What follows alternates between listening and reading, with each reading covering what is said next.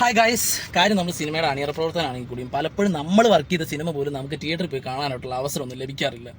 40-45 ദിവസം ഷൂട്ടിങ്ങും കഴിഞ്ഞ് നമ്മൾ വീട്ടിലേക്ക് ചെല്ലുമ്പോഴത്തേക്കും നമുക്ക് കിടന്നുറങ്ങാൻ അതിയായ കൊതിയായിട്ടായിരിക്കും നമ്മൾ വീട്ടിലേക്ക് ചെന്ന് കയറുന്നത്. 3-4 മണിക്കൂർ വെച്ച് നമുക്ക് ഒരു ദിവസം ഉറങ്ങാനായിട്ട് ടൈം കിട്ടാറുള്ളൂ ഷൂട്ടിൻ്റെ ടൈമിൽ.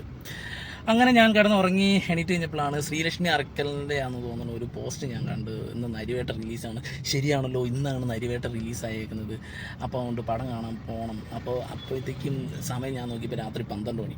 ഒന്നും ആലോചിച്ചില്ല, രാത്രി 12 മണിക്ക് തന്നെ ഞാനൊരു പിറ്റേ ദിവസത്തേക്ക് ടിക്കറ്റ് ബുക്ക് ചെയ്തത്. ഇപ്പം പോയി സിനിമ കണ്ടു, ഞാൻ ഇവിടെ തിരിച്ചു വന്ന്. അപ്പോഴാണ് എനിക്കൊന്ന് ഈ പടത്തിനെ കുറിച്ച് പറയണമെന്ന് എനിക്ക് തോന്നിയത്.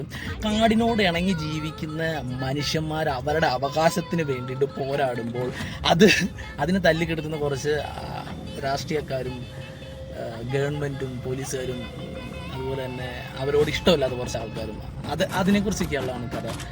ഇന്നത്തെ കാലത്തും ഇതുപോലുള്ള ആൾക്കാർ ജീവിക്കുന്നുണ്ടാവാം. എന്താ പറയുക, അവരോടുള്ള സമീപനങ്ങൾ അതിനൊക്കെ ഒരുപാട് മാറ്റങ്ങൾ വന്നിട്ടുണ്ടായിരിക്കും, ഇനി വരുമായിരിക്കും.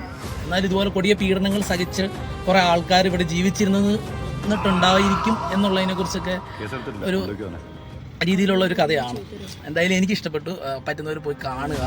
നല്ലൊരു പടമാണ്. അത് കണ്ട് എൻജോയ് ചെയ്യുക.